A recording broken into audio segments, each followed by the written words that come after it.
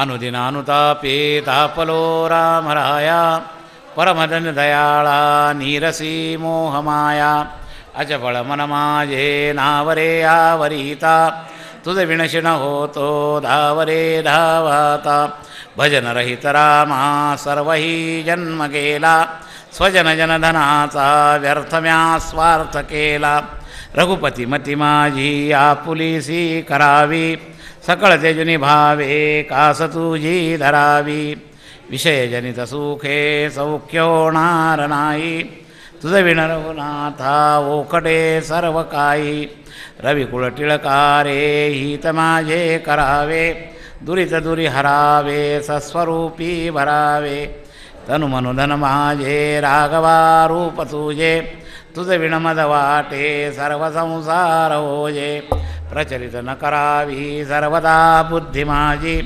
अचल भजन लीला लागली आस तुझी चपळपण मनाचे मोडिता मोडवेना सकळ स्वजन माया तोडिता तोडवेना घडी घडी बिघडे हा निश्चयो अंतरीचा म्हणून करुणाये बोलतो दीन वाचा जळत हृदय माझे जन्मकोट्यानुकोटी मदवरी करुणेचा राघवा पूर लोटी तळमळ निववीरे रामकारुण्य सिंधू षडरिपुकुळ माझे तोडियाचा संबंधो तुझ विण करुणाये कोण जाणेल माझी शिणत शिणत पोटी लागली आस तुझी जड करी जड घाली धाव पंचाननारे तुझ विणमद येती जंबुकी वासनारे सबळ जनक माझा रामलावण्य पेटी लागली आस मोठी दिवस गणित पोटी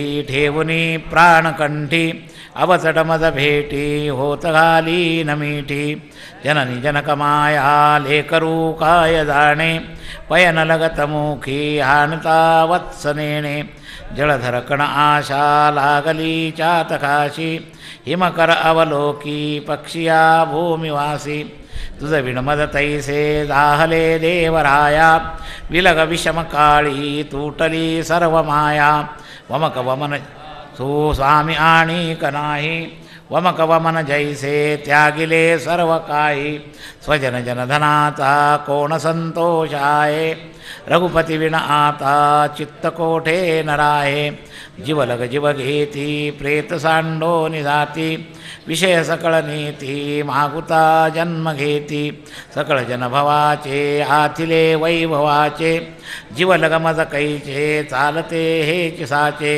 विलग विषम काळी सांडिती सर्व माळी रघुवीर सुखदाता सोडवी अंतकाळी सुख सुख म्हणता हे दुःख टाको निहाले भजन सकळ गेले चित्त दुश्चित्त झाले भ्रमित मन कळेना हित ते आकळेना परम कठीण देही देहबुद्धी वळेना उपरती मदरामी झाली पूर्णकामी सकळ भ्रमविरामी रामविश्रामना घडी घडी मन आता रामरूपी भरावे रघुकुळ टिळकारे आपुलेसे करावे जळचर जळवासी नेनती त्या जळासी निशिदिने तुझा पाशी चुकलो गुणराशी भूमिधर निगमासी वर्णवेना जयासी सकळ भुवनवासी भेट दे रामदासी जय जय रघुवीर समर्थ।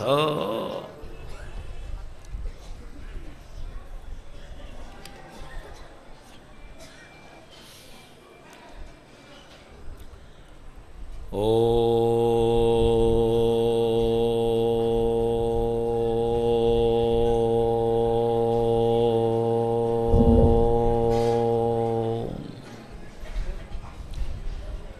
ब्रह्मानंदं परमसुखदं केवलं ज्ञानमूर्तिं द्वन्द्वातीतं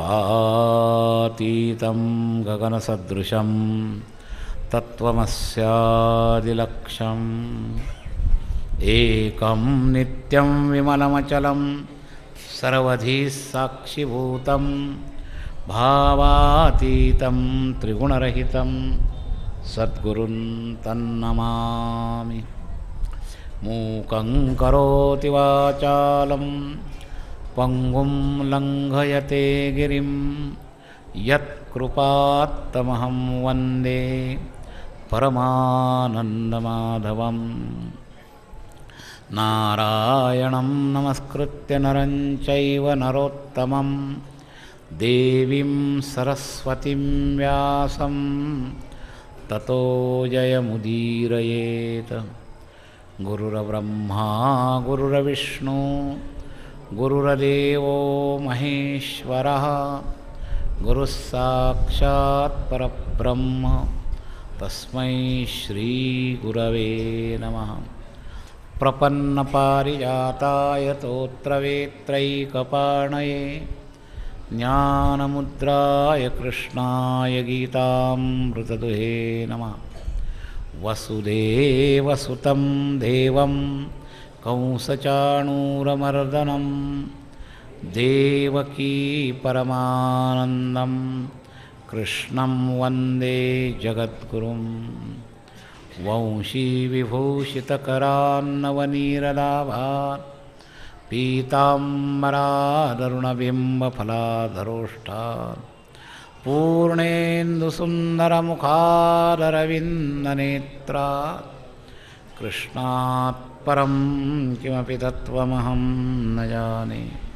पुण्डलीकवरदा हरिविठ्ठल श्रीज्ञानदेव तुकाराम ज्ञानेश्वर महाराज की जगद्गुरु तुकाराम महाराज की जय।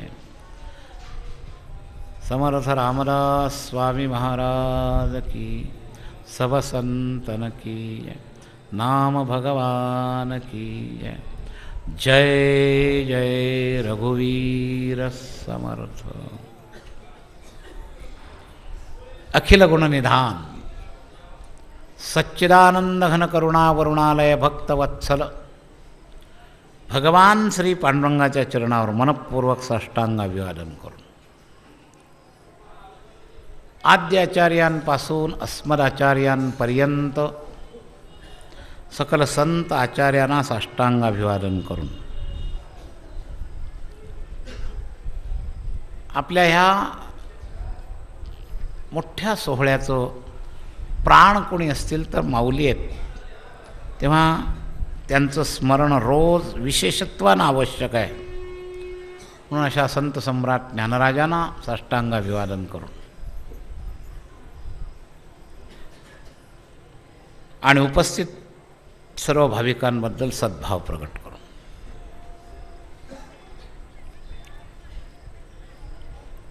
माऊलींपासून माझ्या मनीची आवडी पंढरपुराने नगोडी या पद्धतीची संकल्प माऊलींनी जो त्यावेळेला रवलेला आहे तो आजपर्यंत वाढतच राहिलेला आहे. याच्यामध्ये त्यांची अदृश्य शक्ती आपल्या सगळ्या बाह्य कलियुगी वातावरणाला फोडून आपल्याला इकडं खेचून आणतात. माऊली नाही तर परिस्थिती आपली प्रत्येकाची घरातली काम क्रोध लोभ मद मत्सर राजकारण गच्च भरलेली आहे सगळी. पण त्या माऊलींचा जो संकल्प आहे तो आपल्या सगळ्यांना बिना आमंत्रणाचं स्वाभाविक आकर्षण करून या सोहळ्यामध्ये बोलवून घेतात. आणि माऊली म्हणजे खरोखर मायपोट आहे. माऊली हा जो शब्द आहे नाहिता पासोनी काढिती हितदेवोनी वाढविती नाही श्रुती परवती माऊली जगा. शास्त्रांनी श्रुतीला माऊली म्हटलं आहे आणि त्याच्या मागोमाग संतांना माऊली म्हटलं आहे. लेकुराचे हित जाणे माऊलीचे चित्त ऐसी कनवळ्याची जाती करी लाभा विण प्रीती. ताशी ही जगत माऊली. जसं गाईला सर्वेशाम माता शब्द वापरला, गंगेला माता शब्द वापरला, धरणीला माता शब्द वापरला, तसं संतांचं अंतःकरण हे मायपोटसारखं आहे. संप्रदाय म्हणून आपण विचार केला तर संत पंचकाचा विचार आहे, पण तत्त्वज्ञानाच्या दृष्टीनं ही इमारत बरोबर आहे. ज्ञानदेवे रचिला पाया, उभारिले देवालया, नामातयाचा किंकर, तेणे केला हा विस्तार, जनार्दन एकनाथ, खांब दिलासे भागवत, तुका झालासे कळस, भजन करा सावकाश, बहिणाबाईंनी म्हटलं. तर ही तत्त्वज्ञानाची, प्राकृत तत्त्वज्ञानाची परंपरा संप्रदायाची त्याच्यात वर्णन केली. परंतु तदनंतरचा फार मोठा वर्ग जोडलेला आहे. काळाचा बदल समाजावर झाला, देशकाल परिस्थितीनं अनेक संत आपल्या या महाराष्ट्रात झाले. पांडुरंगाच्या इष्टाशी संबंध जोडणारा फार मोठा परिवार वाढलेला आहे. जसं वृक्षवेल असते की नाही, तर खोड असतं आणि खोडातून अनेक फांत्या आणि पानं फुलं असा तो वृक्षवेल दाखवला जातो, वंशवेल, वंशवृक्ष दाखवताना. तसा आपला जो संप्रदायाचा हा वंशवृक्ष वेल जो आहे, याच्यामध्ये या 5 संतांमध्ये सुद्धा संप्रदाय समन्वय आपल्या महाराष्ट्रातल्या वारकरी संप्रदायाच्या शाखेचा हा वैष्णवी संप्रदायाचा इतिहास त्याच्यापेक्षा जुना आहे. कुंभमेळे जे होतात ना, त्यामधले जे वैष्णवी संप्रदाय आहेत, चतुसंप्रदाय, त्यामध्ये निंबार्काचार्यांचा संबंध आहे. निंबार्काचार्य भगवान श्रीकृष्णाच्या वेळेपासून आहे, 5-6 हजार वर्ष झाले. आपल्या पैठणजवळ निंबार्काचार्यांचं स्थान आहे, आचार्य. त्याचा आता जीर्णोद्धार पण झालेला आहे. तर वैष्णवी शाखेप्रमाणे आपला जो तिलक आहे ना, हा निंबार्क्यांशी जोडला जातो. ह्या तिलकांवरून पूर्वीची चतुसंप्रदायाच्या शाखा ओळखल्या जातात. रामानुजी, रामानंदी, वल्लभी. तर यामध्ये वल्लभांचं आणि निंबार्कांचं जवळजवळचं नातं आहे. आपल्या पांडुरंगाच्या इष्टदेवतेशी वल्लभ संप्रदायाचा फार मोठा संबंध आहे. आपण महाद्वाराच्या समोर जी जुनी दगडी इमारत दिसते, घाटाच्या पलीकडून, तिथे घाट आहे, ती वल्लभाचार्यांची बैठक आहे. 108 जागेवर वल्लभाचार्यांनी काही भागवत वगैरे जे केलेले आहेत, त्याच्या ज्या बैठकी आहेत, त्यातली एक बैठक ही पंढरपूरला आपल्या नदीच्या पलीकडे आहे. वैष्णवी शाखेतल्या जुन्या संतांचे पुष्कळ संपर्क. वल्लभ संप्रदायाचा पहिला वंशपरंपरेतला विठ्ठल गोस्वामी हे वल्लभाचार्यांना पांडुरंगाच्या प्रार्थनेनं प्राप्त झालेले आहेत, असा इतिहास आहे. म्हणून त्यांचं नाव विठ्ठल गोस्वामी ठेवलं. तर वल्लभ संप्रदाय असो, निंबार्क संप्रदाय असो, या सगळ्यांच्या शाखांचा आपल्या याच्याशी संबंध आहे. आता थोडीशी ओढाताण केली जाते. एक तत्त्वज्ञान परंपरा म्हणून थोडंसं एकमेकाला चिकटणं आजच्या काळात तर मी नेहमी सांगत असतो की खरं आता 2च पक्षाची परिस्थिती आहे, आस्तिक आणि नास्तिक. आस्तिकांमधले अंतरंग जे भेद आहेत त्याच्यात आपण जर भांडत राहिलो तर नास्तिक लोक आपल्यावर आक्रमण करून विजयी होतील, ही वस्तुस्थिती आहे. तेव्हा थोडासा काही व्यापक दृष्टिकोनसुद्धा संघटित साधनेकरता ठेवला पाहिजे. वारी ही संघटित साधना आहे, ससीम साधना नाही, असीम साधना आहे. तुम्ही आम्ही खिळीमिळी, यारे यारे लहान थोर, स्वल्प वाटे चला जाऊ, ही समष्टी साधना आहे. आणि त्यामुळं फार बारीक बारीक विचार जे आहेत त्याच्यावरून हल्ली एक तर तुम्हाला मी सांगतो कोणीही कुणाचं पूर्वी अशी एक पद्धती होती महाराज. राजाश्रय ज्यावेळेला होता धर्माला, त्यावेळेला एखाद्या आचार्याचं मत वादविवाद करून जर पराभूत झालं तर त्या राज्यामध्ये ते चालत नसे, इथपर्यंतचा भाग होता पूर्वीच्या काळात. आता तो राजाश्रय नाही आहे.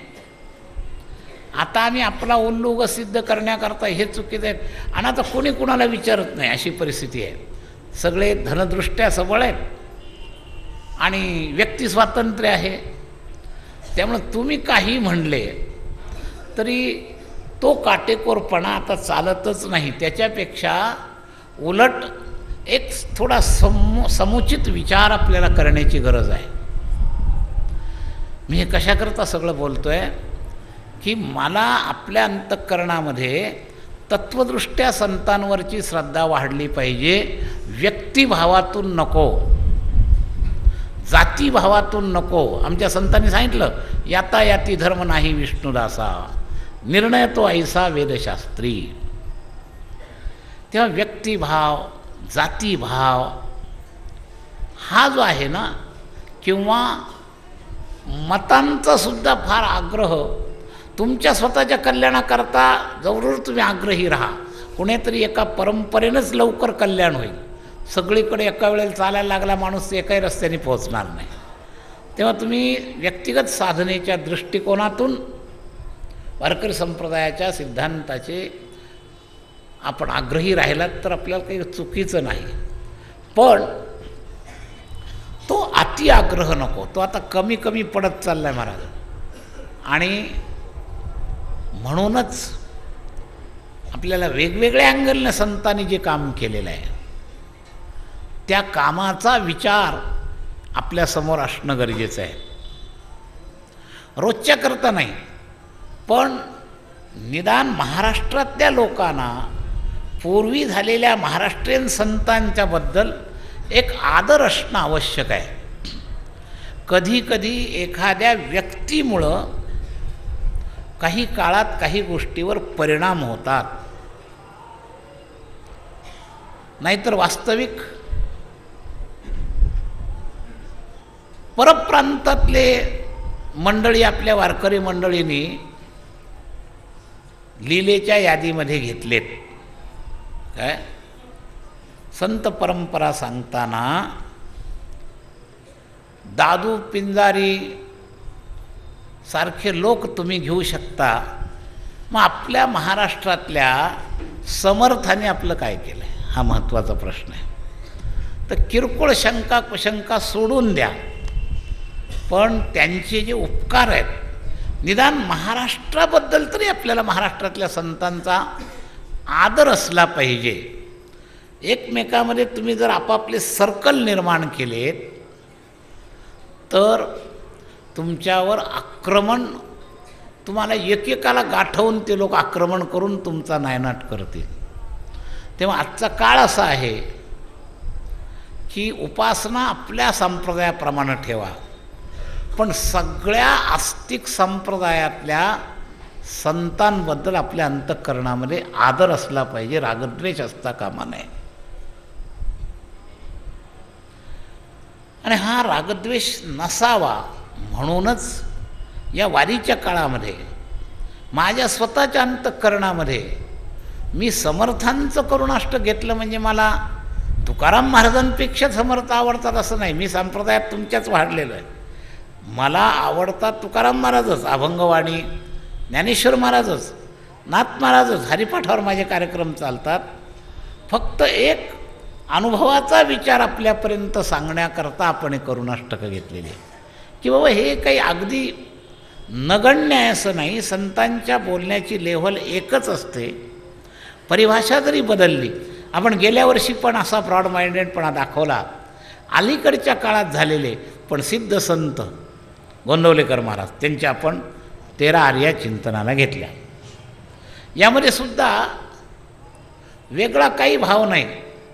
जसं गुणग्राही वृत्तीने जो जो जयाचा घेतला गुण त्या पद्धतीनं आपल्या अंतःकरणामध्ये जे वाङ्मय आपल्याला साधनेच्या दृष्टीनं आपल्या साधकीय परंपरेत नुकसान न करता आपल्या वैष्णवी संप्रदायाच्या तत्त्वज्ञानाला सुद्धा विरोध न करणारं असं जे वाङ्मय आहे आणि सिद्धांचं आहे. असं नाही की कोणीतरी कवीनं किंवा आत्ताच्या केवळ एखाद्या पदवीधरानं लिहिलेले असं नाही. हे सगळी सिद्ध मंडळी आहेत. स्वतः गोंदवलेकर महाराज राम साक्षात्कारी होते, तसं समर्थसुद्धा राम साक्षात्कारी आहेत. आणि म्हणून आपल्या अंतःकरणामध्ये एक संतत्व ही भूमिका फक्त पाहिजे. त्याचा तपशील वजा करून आपण त्यांच्यातल्या बोधाकडं लक्ष दिलं पाहिजे. तर आपल्याला जी प्रार्थना करायची आहे त्या प्रार्थनेमध्ये, त्या करुणाष्टकाच्या विचारामध्ये आपण हा जो विचार करतो आहोत, तर ती भाषा आपली आतली भाषा झाली तर आनंदच आहे.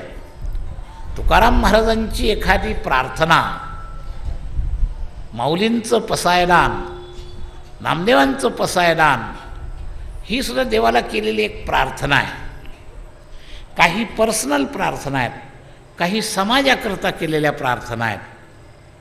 तर या प्रार्थनेचे अनेक वेगवेगळे प्रकार आहेत. तर करुणाष्टक म्हणजे काय? तर कालपर्यंत आपण जो पाहत आलो आहे भाग, करुणाकांक्षी आणि करुणादाता या दोघांमधला तो संवाद आहे. तर समर्थ करुणाभिलाषी, करुणाकांक्षी आहेत आणि रामाला ते करुणदाता म्हणतात. आणि या दोघांचा तो संवाद आहे. तर या संवादामध्ये करुणेचा काल व्यापक भाग आपण पाहिला. करुणेचं स्वरूप काय? जसं दानामध्ये संपत्ती दान येतं, सामुग्री दान येतं, अन्नदान येतं, भूदान येतं, पुष्कळ दानात प्रकार आहेत. तसं या करुणा शब्दामध्ये काय काय आहे याविषयीची चर्चा आपण काल केली. आज आपण 2 श्लोकाचा एकत्र अर्थ पाहणार आहोत. म्हणजे तसे आपले 8 श्लोक झालेत, एकूण 15 श्लोक आहेत. पंढरपूरपर्यंत, पंढरपूरच्या कार्यक्रमापर्यंत ते पूर्ण होतील. आज 2 का? तर दोन्ही श्लोका मिळून एकत्र विचार आहे. पहिल्या श्लोकात, 9व्या श्लोकात दृष्टांत आहेत आणि त्या दृष्टांताकरता असणारा सिद्धांत 10व्या श्लोकात आहे. जैसे तैसे, 10व्यामध्ये तुझं विण मज तैसे जाहले, कैसे जाहले, तर त्या 9व्या श्लोकात जे दृष्टांत आहेत त्याप्रमाणे. म्हणून आज 2 श्लोकाचा एकत्र अर्थ करायचा आहे, हे लक्षात घ्या. मग कुणाचा एक दृष्टांत दिला? तर 2 दृष्टांत दिले. एक चातक पक्षाचा दृष्टांत दिला आणि एक गाई वासराचा किंवा बालकाचा दृष्टांत दिला. लेकरू शब्दामध्ये गाई वासरू आहे किंवा आपलं बालकसुद्धा आहे. तेव्हा या दृष्टांताप्रमाणे माझी अवस्था झालेली आहे असं त्यांना 10व्या याच्यात म्हणायचं आहे. म्हणजे नुसत्या दृष्टांतावर आज संपवून उपयोगच नाही. म्हणून आणि दृष्टांताला फार चावायचं नाही, सिद्धांत लक्षात घेण्याकरता आहे. म्हणजे त्याला थोडं लवकर आटोपता येतं. म्हणून आपल्याला हे 2 श्लोकाचा भावार्थ कळेल. तर जननी जनक माया लेकरू काय जाणे. अज्ञानामुळं आई आणि वडिलांचं प्रेम हे सर्वांगानं प्रेम मुलाला कळत नाही, लक्षात घ्या. तेव्हा 2 भाव येतात. माया याचा अर्थ प्रेमसुद्धा येतो आणि माया याचा अर्थ रचनासुद्धा येते, लक्षात घ्या. काही वेळेला काही रचना असते महाराज, आईवडिलांची मुलाकरता काही रचना असते. जसं आई दूध पाजते, सुख देते, तसं त्याच्याच हिताकरता ते त्या बालकाला मांडीवर घेऊन ती न्हाऊ घालताना पीठ चोळते, रगडते, ते रडत राहतं आणि हे चोळत राहते. तर ही रचना त्याला कळणार नाही. त्याला वाटतं मला त्रासच देतं म्हणून ते रडतं. लक्षात घ्या. काय जाण्याचा अर्थ म्हणजे त्याचे सगळे अंग त्या लहानपणी त्याला ग्रहण होत नाहीत. भगवान आपल्याला कसं ठेवतात, कसं ठेवावं, असं त्यांनी का ठेवलं, याचे सगळे कार्यकारण भाव जीवाला संगती लागतेच असं नाही. कारण जीव अज्ञानी अल्पशक्तिमान आहे. त्यामुळं ही संगती त्याला कधी कधी लागत नाही. तर समर्थ म्हणतायत की जननी जनक माया. तर हा माया शब्दाचे दोन अर्थ आहेत. एक, आईवडिलाचं प्रेम सगळ्या अंगाचं लेकराला कळत नाही.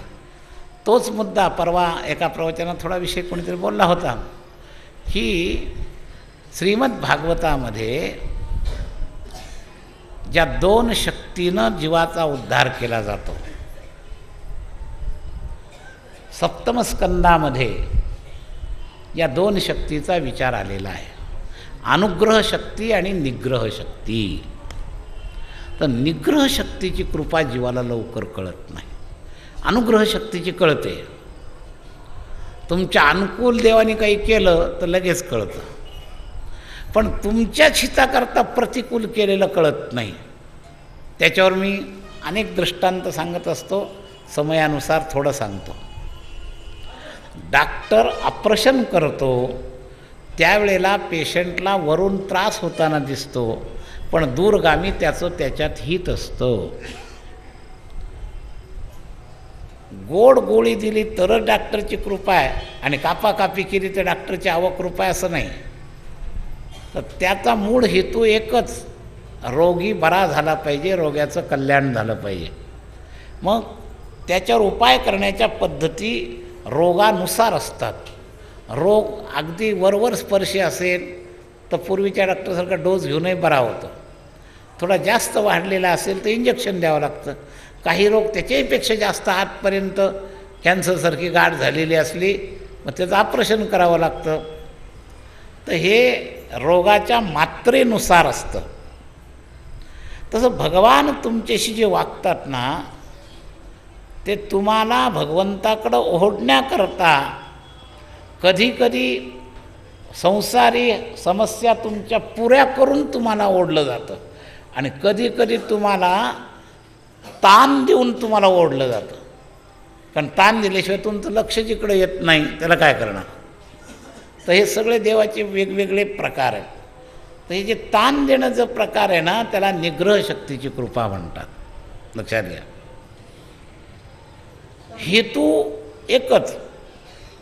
एखादे गाय आपल्या शेताच्या बाहेरच्या दुसऱ्या शेतात जायला लागली तर मालक नुसता हाका मारून ती इकडे येत नाही, तर तिला एखादा दंडा मारतो.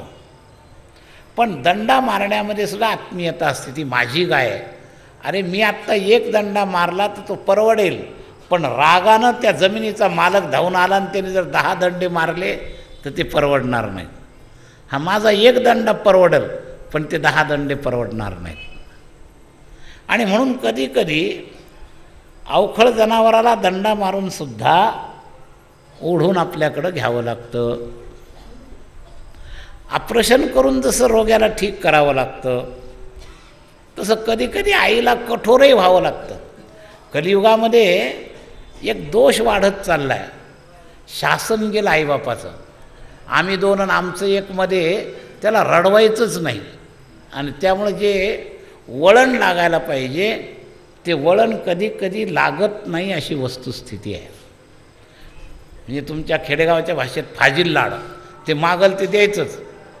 ते रडायला लागलं नाही त्याला रडू नको. मग पुढं त्याच्या दृष्टीनं ते तोट्याचं असलं तरी कॅडबरी पाहिजे, ते दाट किडून का जाईना पण ते दे त्याला. ही जी फाजील लाड वाढत चालले.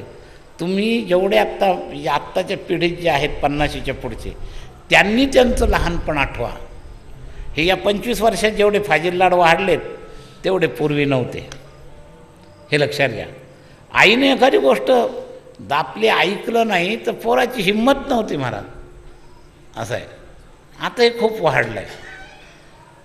तर याचं मूळ मुद्दा काय आहे की आईवडील पुत्राचा जो आनंद त्याच्या कल्याणाच्या लेव्हलवर आज पाहायलाच तयार नाहीत. कल्याण कशात आहे पूर्वीच्या याच्यामध्ये. म्हणून माया शब्दाचा जो अर्थ आहे कल्याणयुक्त प्रेम असा एक अर्थ आहे. तर पूर्वीच्या पिढीमध्ये ते होतं. आता तो विचार नाही. पुढचा विचारच कमी झाला आहे. पावलापुढं स्वतःच्या पाहायचं सगळं झालं. तर या दृष्टीनं समर्थ म्हणतात की जननी जनक माया लेकरू काय जाणे. पण ते बघा एका वेळेला प्रेम करणारे आईवडीलसुद्धा जसं वासरू असतं की नाही तर त्याला जर स्तनाला लावलं आणि त्याला दूध नाही मिळालं की ते ढुसण्यात येतं. आणि लहान पोरगा असतं ना ते अक्षरशः लाथ मारतं. पैन लगत मोखी हानिता वत्स नेणे. तर ही जशी अवस्था आहे मला आता या अनुभवाविना मी देवा तुला सुद्धा काही पण बोलायला लागलो आहे. जळधर कण आशा लागली चातकाशी. त्या चातकाला या आभाळाकडून जलधर कण धारण करणारा कोण आहे तर आभाळ. तर त्या आभाळातल्या सगळ्याकडून नाही अपेक्षा स्वाती नक्षत्राचंच पाणी पाहिजे ही त्या चातकाची अपेक्षा आहे. लक्षात घ्या.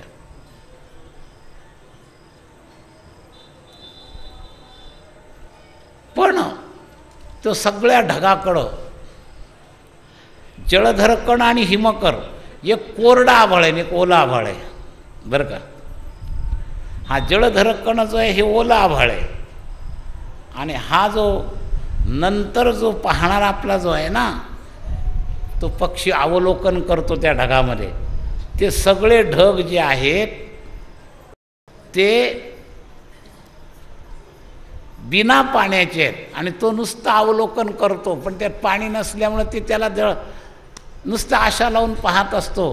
पण त्या चातकाला पाण्याच्या ढगाची उपयुक्तता आहे. आणि शिवाय या चातकाला तर अजून अनन्यता आहे.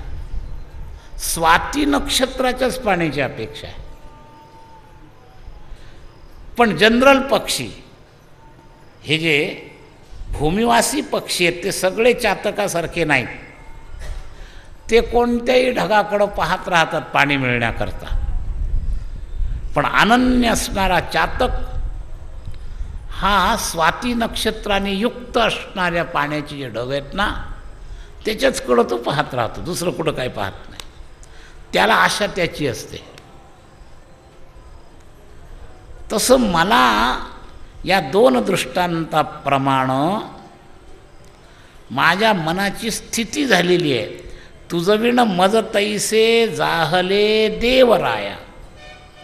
त्या चातकाला जसं इतर ढग पाहून समाधान नाही त्याला त्या स्वाती नक्षत्राचे जळ धारण करणारे जळधर कण असणारी त्याचीच आशा त्याला लागलेली असते. त्याप्रमाणे तुझ्याशिवाय तुझ्या व्यतिरिक्त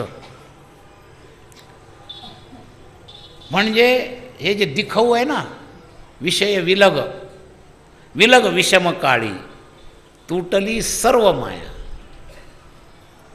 आता ही विषम काळी काय म्हणजे स्वाती नक्षत्रा व्यतिरिक्ताचे जेवढे नक्षत्र आहेत त्याच्याशी सिद्धांत लावायचा तो. आणि त्या सिद्धांतानुसार त्याच्याकरता ते सगळे विलग आहेत बाजूला झालेले आहेत. चातकाला नुसते ढगही चालत नाही. स्वाती व्यतिरिक्त सगळे ढग तो सोडून देतो. त्याची आशा सोडून देतो. तसं मला ही जी इतर सर्व माया जी आहे ना विषयापासून निर्माण होणारी तात्कालिक सुखसंवेदना असणारी अनुकूल वेदनियम सुखम असणारी ही सर्व माया मी अपेक्षा याची सोडून दिली आहे. तुटली सर्व माया विलग विषमकाळी, विषमकाळी माझ्यापासून विलग असणारी ही सर्व माया मी तोडून टाकली आहे. का तर माझा एक सिद्धांत दृढ झाला आहे, सखळ जन सखा तू. बस, स्वामी आणि का नाही. जसं चातक स्वाती नक्षत्राशिवाय दुसरं कोणाशी स्वीकार करायला तयार नाही, हा कारुण्याभिलाषी भगवंताला कारुण्यरूप समजतो, दुसऱ्याकडे हे कारुण्य सामर्थ्य नाही असं समजतो. म्हणून भगवंता व्यतिरिक्त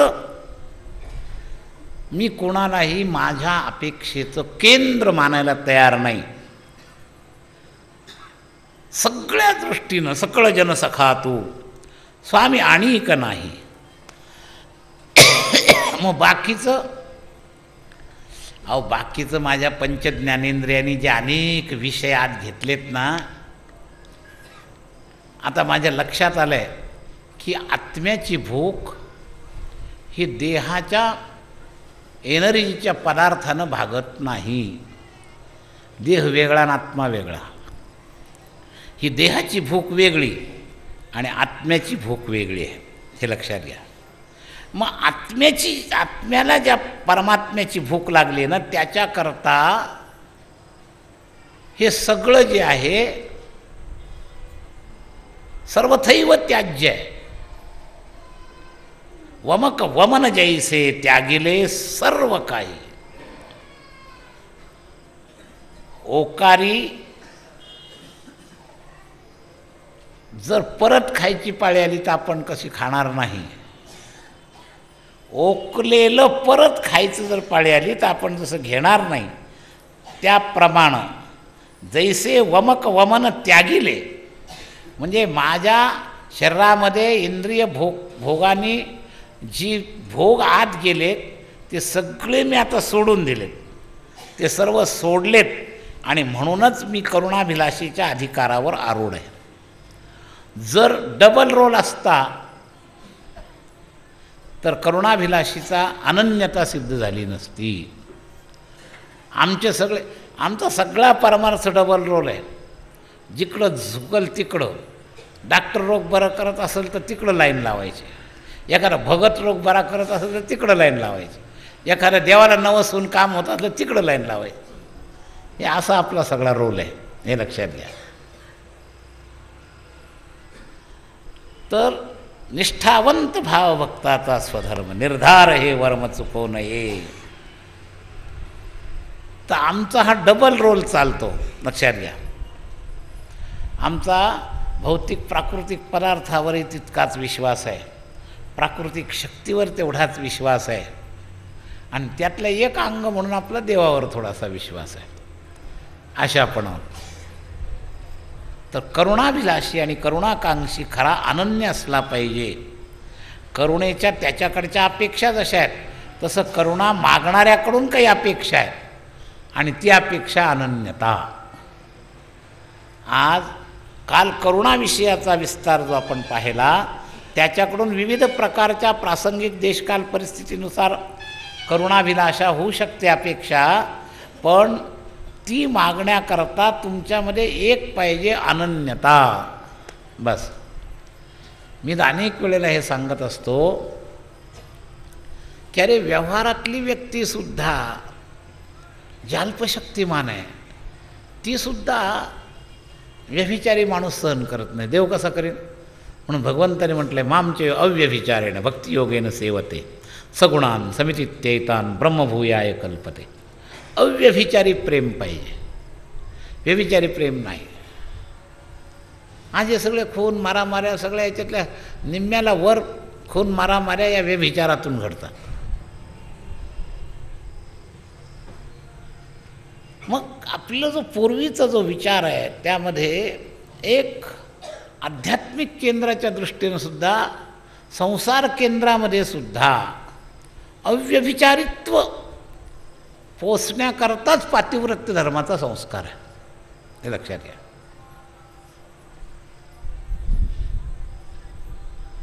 तर हा जो अव्यभिचारीपणा आवश्यक आहे परमार्थात, तो आपला होत नाही. आपण गंगा गए गंगादास, जमुना गए जमुनादास. तुम्ही तुमचं विभाजित केलं ना, पृथ्वी प्रतिपन्नत्व जसं झाल्यावर जसं व्यवसायात्मिका बुद्धी रेखे करून नंद आणि अव्यवसायिनाम बुद्धी जी असते ना बहुशाखी होते, तसं आपण बहुशाखी होतो. हे पाहिजे ते पाहिजे ते करू हे करू. ज्यावेळेला तुम्ही अव्यभिचारी भक्ती कराल त्यावेळेला लाभ आहे. मला शेतकऱ्यांची गंमत सांगत असतो मी की एखाद्या शेतकऱ्यानं जर असा विचार केला की एका दाण्याचं 1000 दाण्याचं कणीस होतं, तर आपण एकेका दाण्याचे 2-2 तुकडे करू, म्हणजे 2-2 कणसं येतील.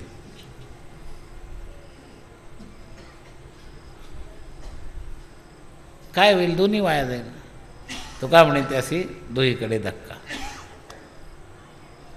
तास आपलं असतं प्रपंच परमार्थ संपादन दोन्ही एकही निधानी न घडे त्यासी.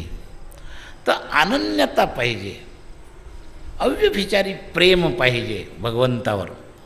एका तुकड्याचे 2 तुकडे करून होणार नाही. अखंड दाणा टाकला तर 1000 दाण्याचं कणीस होईल. आणि तो दाणा तुमचा नाहीच, त्याच जमिनीनं तुम्हाला दिलेला आहे. त्याने दिलेल्या 1000पैकी एक ती मागते आहे आणि परत तुम्हाला 1000 दाण्याचं कणीस देण्याकरता मागते आहे.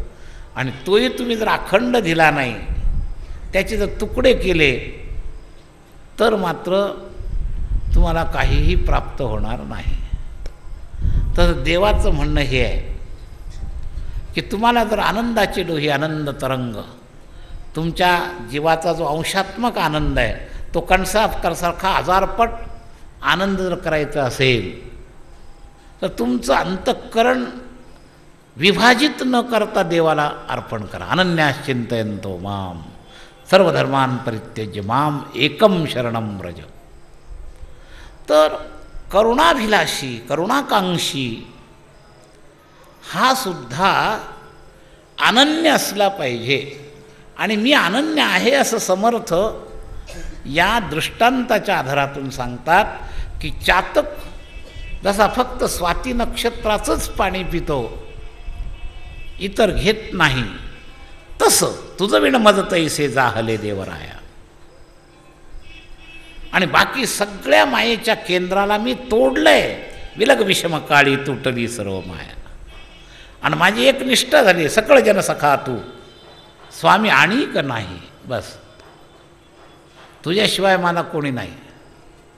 देव माझा मी देवाचा, हीच माझी सत्यवाचा.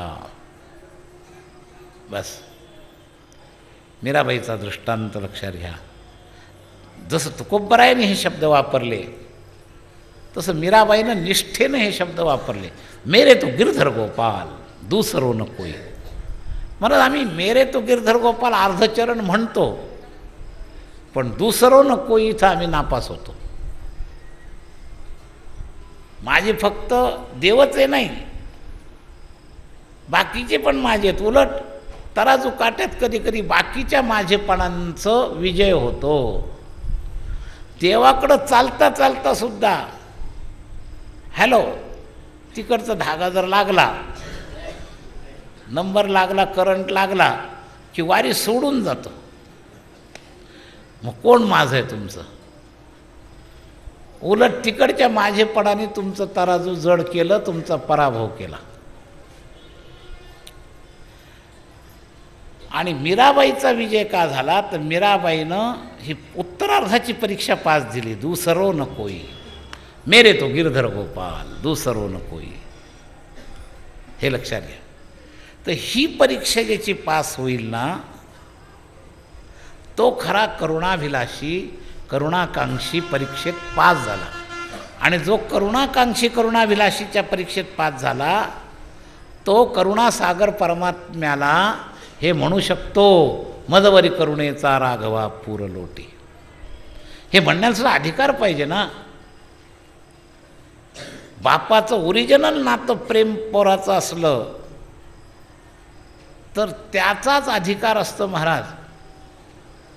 अरे ज्या एखाद्या मंत्र्यासमोर सगळे हात जोडून उभे असतात, त्याचं पोरगं त्याच्या छातीवर बसतं, पोटावर बसतं आणि त्याच्या मिशा ओढतं. हा अधिकार कशामुळे आला? त्याच्या पुत्रपणाची जी आत्मीयता आहे त्या नात्यात तो अधिकार तयार झाला. तसं देवासमोर असा अधिकार पैदा व्हायला, करुणाकांक्षी, अनन्य करुणाकांक्षी, अनन्य करुणाविलाशी ही परीक्षा आपली जर पास झालेली असेल तरच आपण त्याला करुणाष्टकाची प्रार्थना खऱ्या अर्थानं म्हणू शकतो. आता काल एक प्रश्न विचारला की सामान्य दुष्ट त्या दुष्टतेकरता प्रार्थना करणार नाही का? करू शकतो, पण एक अट कमीत कमी आहे. काल गजानन महाराजांनी प्रश्न विचारला होता, पण त्याच्यात एक अट थोडीशी आहे. कमीत कमी तो आस्तिक पाहिजे. लक्षात घ्या, नास्तिकाच्या तोंडून प्रार्थनाच होत नाही,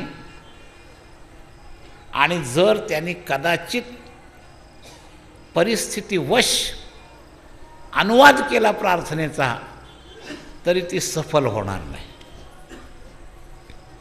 प्रार्थनेचे शब्द नुसते अनुवाद करून काम भागणार नाही.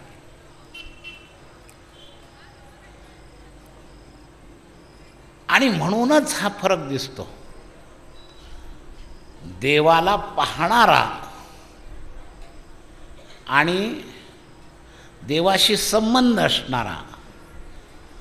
आम्ही याला एक दृष्टांत देत असतो. पैसा पाहिल्यानं सुख मिळतं का पैशावर तुमची मालकी झाल्यावर त्या पैशाचा उपयोग करून तुम्हाला सुखाकडे जाता येतं? बँकेमध्ये करोडो रुपयाच्या नोटा पाहिल्या जातील, कॅशियर त्यातल्या कित्येक नोटांना मोजून मोजून त्याचे हात काळे होतील. पैसा पाहून पूर्ण लाभ देत नाही, पैशाला स्पर्श करून पूर्ण लाभ देत नाही. पैशावर तुमची मालकी झाली पाहिजे, म्हणजे संबंध झाला पाहिजे. तसं परमात्म्याशी सुद्धा संबंध झाला पाहिजे. दुर्योधनाने कृष्णाला पाहिलं होतं का? नाही पाहिलं होतं. मग जो लाभ विदुराला झाला, जो लाभ पांडवांना झाला, तो त्याला का झाला नाही? संबंध नाही. तो देव आहे आणि तो माझा आहे, हा संबंध जोडला नाही. म्हणून देवाच्या वर्तमान काळात दुर्योधन असून सुद्धा, शकुनी असून सुद्धा, कितीतरी प्रजा नास्तिकमधली असून सुद्धा त्यांना उपयोग झाला नाही. पण संबंध जर जोडलेला असेल तर त्याच्या अवतार काळाच्या नंतरच्या लोकांना सुद्धा उपयोग होतो. ये यथा माम प्रपद्यन्ते तंस्तथैव भजाम्यहम्. त्या कृष्णाने आमच्या नामदेवांबरोबर लीला केल्या, पांडुरंग अवतारामध्ये मीराबाईबरोबर लीला केल्या. अवतार काळात का अवतार पश्चात? आणि का केल्या? तर त्यांनी स्वीकार केलेला जो संबंध आहे, या संबंधामुळं. तसं करुणाष्टकाला महाराज तुमचा संबंध गरजेचा आहे, आणि तो संबंध समर्थाने या तिसऱ्या चरणात सांगितला. सखळ जन सखा तू स्वामी, माझा स्वामी तू आहे. आणि नुसतं तू आहे नाही, जसं दुसरं नकोय आणिक नाही. तर जे मीराबाईचे वाक्य आहेत त्यालाच तोड हे समर्थांचं तिसऱ्याच ओळीतलं वाक्य आहे की सकळ सजन सखा, सकळ जन सखा तू स्वामी आणिक नाही.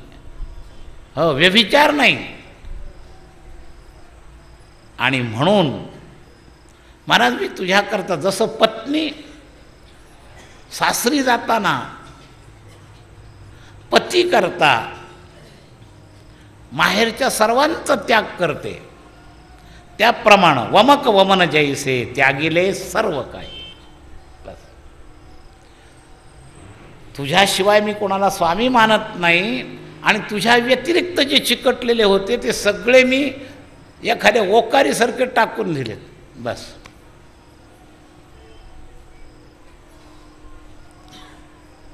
म्हणजे कृपाविलासितेचा अधिकार या दोन दृष्टांताच्या पद्धतीनं स्वतःशी घटवला समर्थाने, आणि त्या अधिष्ठानावर पुन्हा करुणेची मागणी केलेली आहे. लक्षात घ्या. तुझी रचना आम्हाला कळत नाही, त्यामुळं माझ्या हातून कदाचित काही अपराध पण घडला असेल. बालक आईला लाता मारतस, पुत्राचे सहस्र अपराध, माता काय मानी तयाचा खेद. झोपेमध्ये कितीतरी लाथा मारतं ते पोरग. त्या झोपेतच ती झोपलेली असते, त्याला भूक लागलेली असते, आणि जर का स्तन त्याच्या ह्याच्यात नाही आलं तर ती लाथा मारतं अक्षरशः. पयन लगत मुखी हानिता वत्स नेणे. पण मी मारतोय असं त्याला नाही कळत. त्याची ती प्रतिक्रिया आहे. तसं माझ्या हातून देवा काही अपराध जरी झाले तरी बालकासारखे अपराध झाले. जाणतेपणात माझा निश्चय पुढचा आहे की मी बाकी सगळ्यांची माया तोडली आहे आणि मला तूच केवळ स्वामी आहेस आणि नाही, दुसरं कोणीच नाही. आणि या तुझ्याकरता मी सर्वच्या सर्व जगतातल्या मायावी जीवांचा त्याग केलेला आहे. वमक वमन जैसे त्यागिले सर्व काही. म्हणजे आपल्या अनन्यतेची पावती देत आहेत. हा एक हक्क आहे म्हणा देवाजवळ. मला संतांनी आमच्या पांडुरंगाच्या समोरसुद्धा कधी कधी देवानी अशा प्रकारचेच भक्तांनी हक्क मानलेले आहेत. दोन्ही अंगाचे मला द्यावं म्हणूनही पण, आणि कधी कधी सगुण उपासनेमध्ये ते म्हणले अरे तुला देव पण दिलं कोणी, म्हणे आम्ही देव पण दिलं तुकोबराय म्हणतात. तेव्हा अशा प्रकारचे जसे हक्क आहेत तसं इथं करुणावाचक हक्क आहे. करुणाभिलाषितेची पावती, करुणाकांक्षितेची अधिकार.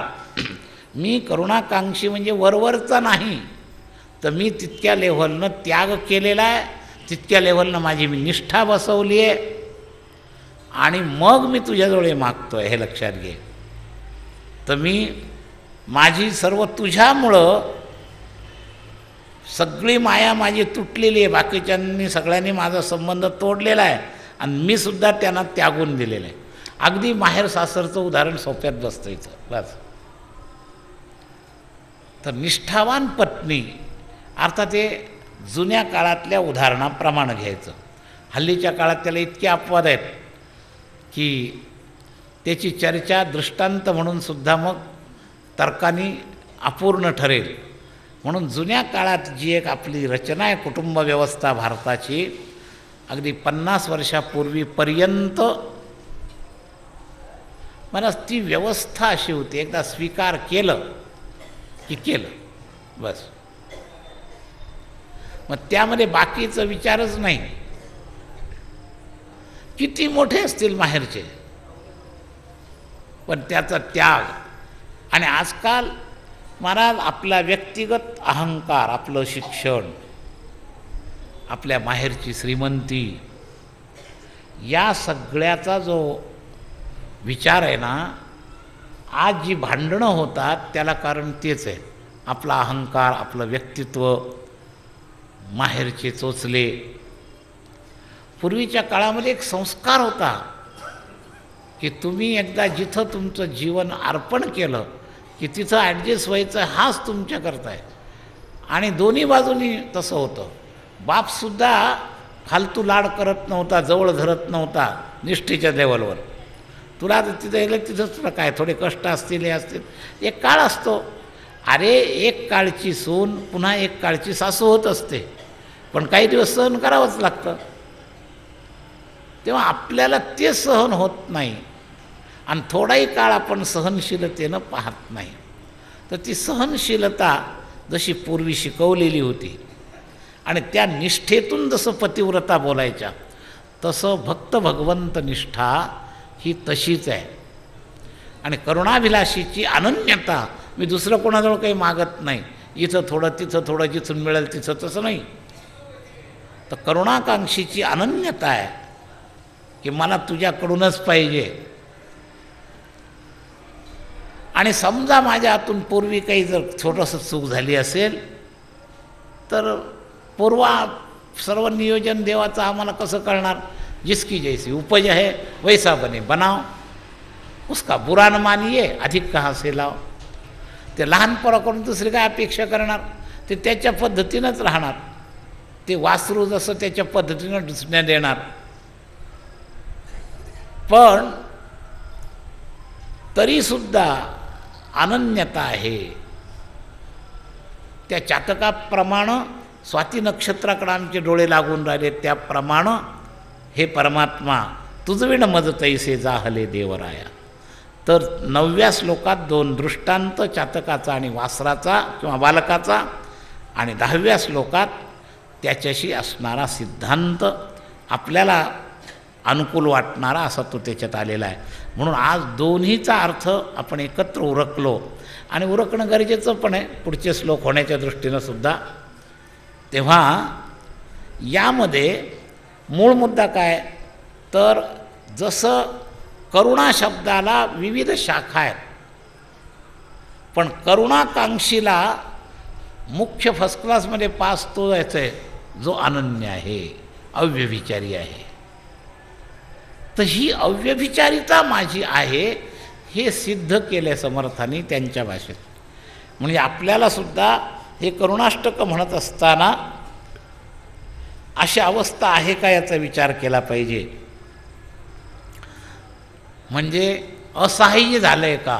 मी परवा शब्द वापरलेला, विलग विषम काळी तुटली सर्व माया, म्हणजे असहाय्य झालो का आपण?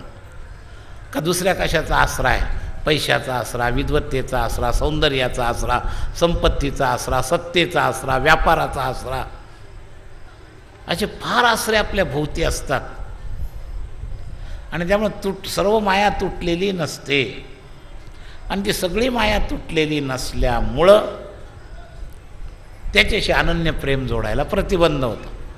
ते म्हणले माझी सर्व माया तुटली आहे आणि माझं अनन्य प्रेम जडलं आहे, सकळ जन सखा तू स्वामी आणिक नाही, बस दुसरं कोण नाही. आणि बाकी सर्वांचा मी मनापासून त्याग केला आहे. किती त्याग केला आहे?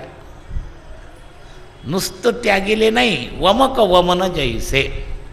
आम्ही एक दृष्टांत सांगत असतो, आपला समय संपतो तोपर्यंत, की महाराज वीट आणि सोडणं. मी निषेधात्मक अंगाचा विचार सांगत असताना हे सांगितलेलं आहे. 1-2 घडलेल्या घटना सांगितल्या होत्या, की माणसं काळापुरतं सोडतात, गरजेनुसार सोडतात. संसार सोडायचा नाही, संसाराचा वीट आला पाहिजे, म्हणजे संसार सुटतो, सोडावा लागत नाही. सोडलेला संसार परत पकडला जातो. पण सोडला कोणी? तुम्ही. पकडणारे कोण? तुम्ही. आणि तुम्ही जिवंत आहे, तो पण सोडलेला पकडला जाईल.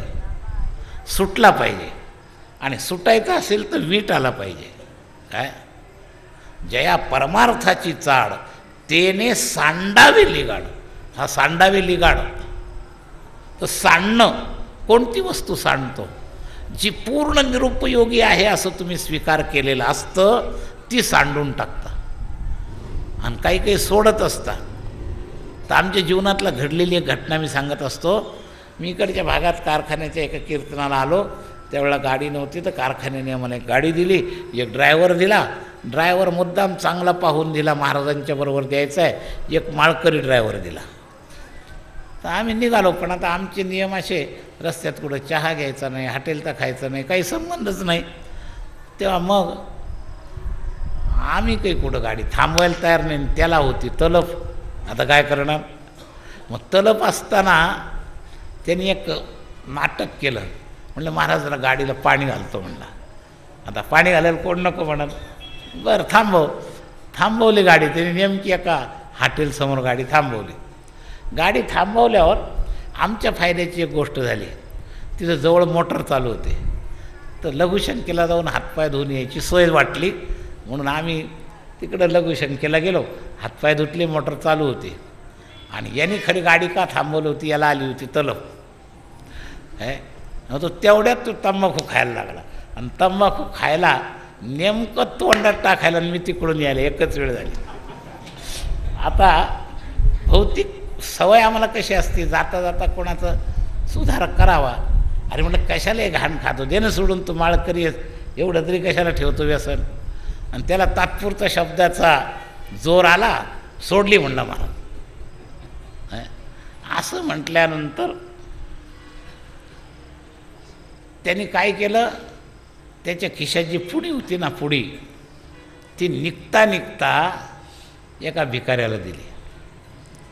पुढं निघाले, मी म्हटलं काय रे त्या भिकाऱ्याला का दिली? नाही म्हणे त्याला उपयोगाला येईल. त्याला म्हटलं जोपर्यंत तुझ्या डोक्यात ही उपयोगाची वस्तू आहे तोपर्यंत तुझीसुद्धा सुटल म्हणून मला वाटत नाही. वीट आला पाहिजे माणसाला. लक्षात घ्या, सांडणं सोडणं याच्यात फरक आहे. आपल्याला खाऊन उरलेलं असलं ना तर माणूस दुसऱ्याला देतो, त्याला खाण्याला उपयोगी आहे म्हणून. पण विटलेलं कालवण सांडून टाकतो. लक्षात घ्या.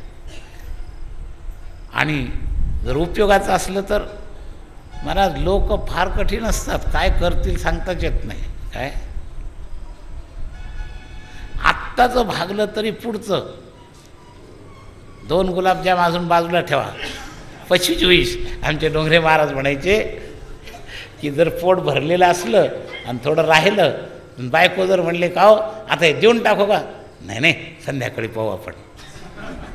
म्हणजे उपयोगाची वस्तू डोक्यात असली की तिचा सांडणं तर घडणारच नाही, सोडणं सुद्धा घडत नाही, तर सांडणं कुठून घडतं बरं का. तर हा विचार थोडासा करायला पाहिजे. ज्या परमार्थाची चाड तेने सांडावेली गाड. तर हे सांडावीची परिभाषा आहे बरं का. वमक वमन जैसे त्यागिले सर्व काही, असं आहे. वीट आला पाहिजे, नाहीतर काय होईल, त्यागाचा एक अभिमान तयार होईल तुम्हाला बरं का. मी हे सोडलंय, मी हे सोडलंय, मी हे सोडलंय. तर जर त्याच्याविषयी महिमा समर्थन डोक्यात असेल तर तुम्हाला त्यागाच्या बरोबर एक त्यागाचा अभिमान चिकटेल. म्हणून आमची नेहमी पद्धती आहे की अरे तुम्ही निषेध पद्धतीचा कसा त्याग करायचा. मी खरं बोलायचा नियम घेतला आहे, याच्यापेक्षा श्रेष्ठ आहे मला खोट्याचा वीट आला आहे. खऱ्याचा नियम घेतला ना तर खोट्याचं कुठंतरी आज जर समर्थन असलं तर मी इतके वर्ष झाले खरं बोलतो, इतके वर्ष झाले खरं बोलतो आहे, असा एक अहंकार जोडीला येईल. त्याच्याऐवजी खोट्याचा वीट आला पाहिजे, म्हणजे आपोआप सुटेल आणि शिल्लक खरं आपोआप राहील आणि त्याचा अभिमान होणार नाही. लक्षात घ्या, तुम्ही शरीरात अन्न घालता तर त्याच्यातलं नीरस जे असतं तर ते रोज तुम्ही बाहेर जाऊन सोडत असता. कधी अभिमान होतो का? 2 वर्ष झाले मला शौचाला जावं लागतं, कुणाला अभिमान आहे? तर ते जसं नीरस आहे असं डोक्यात आहे, त्याच्या त्यागातच उलट शांती आहे. एखाद्याला 2 दिवस जर शौचाला झाले नाही तर फार तळमळ होते, जाऊन आला की त्याला वाटतं बरं वाटतं, माझं पोट मोकळं झालं म्हणतो. म्हणजे त्यागाची अशी पाहिजे, वीट आला पाहिजे, नीरसपणानं वीट आला पाहिजे. आणि समर्थन ठेवून जर एखादी गोष्ट सोडली तर ती पुन्हा करावीशी वाटते. तर कसं सोडलं? समर्थ म्हणतात ओकारीसारखं. ओकारी तुम्ही परत खाता का? एखाद्याने अगदी गुलाबजाम बरोबर एखादा केस गेला आणि उलटी झाली आणि जर कोणी म्हणलं अरे 100 रुपये किलोचे आहेत, जरी ते तसेच दिसत असले पार उलटल्यावर तरी खाल का तुम्ही? तर त्याच्याविषयी जसं वीट आहे ना तसा वीट पाहिजे. वमक वमन जैसे त्यागिले सर्व काही, असं आहे. तेव्हा तुला मी स्वामी मानतो, दुसरं कोणाला मानत नाही. आणि नुसतं मानत नाही असं नाही, तर त्यांचा मला वीट आलेला आहे. म्हणून जया परमार्थाची चाड तेने सांडावेली गाड, धरोनी भजनाची चाड नित्य नेम आदरे, सांडी मांडी परते टाके, वासुदेव नामगो मोक्ष येईल सुखी, नामस्मरता आदरे. तेव्हा याच्याप्रमाणे वासुदेवाप्रमाणे आपल्या अंतःकरणाची तयारी कशी आहे, कशी पाहिजे. तर समर्थ या पद्धतीनं मला प्रपंचापासून मी बाजूला झालो आहे, माझी बाकीची माया बरोबर तुटलेलीच आहे, मी ओकारीसारखं हे सगळं त्यागलं आहे आणि माझा हा निश्चित दृढ विश्वास आहे, सकळ सजन सखा तू स्वामी आणिक नाही. आणि म्हणून तुझ्या व्यतिरिक्त मला उत्कंठित अवस्था झालेली. तुझं विण मदतैसे जाहले. जसं चातकाला स्वाती नक्षत्राच्या पाणी मिळाल्याशिवाय जशी तळमळ होते, तसं मला मी तुझा स्वामी मानल्यामुळं, बाकीच्यांचा माझा आसरा सुटल्यामुळं, म्हणजे बाकीच्यांचा आसरा सुटल्यामुळे मी असहाय्य आहे आणि आता मला असह्य झाले. मी परवा हे 2 शब्द वापरले होते, असहाय्य आणि असह्य. आणि असा असह्य आपण पांडुरंगापर्यंत जाईपर्यंत झालं पाहिजे, म्हणजे आपली एक वारीसुद्धा पूर्ण सफल होईल. तर 2 श्लोकाचं तात्पर्य, कृपाभिलाषीच्या कांक्षितेचा अधिकार, या अर्थातून सांगणारे हे 2 श्लोक आपण आत्ता पाहिले. पुढचं चिंतन आपण नंतर उद्याला करू. पुंडलीक वरदा हरिविठ्ठल श्री ज्ञानदेव तुकाराम ज्ञानेश्वर महाराज की जय. विठाला विठाला विठाला विठाला विठाला. पुंडलीक वरदा हरिविठ्ठल श्री ज्ञानदेव ज्ञानेश्वर महाराज, जगद्गुरु तुकाराम महाराज की, समर्थ रामदास स्वामी महाराज की, सब संतन की जय. नाम भगवान की जय. जय श्री राधे.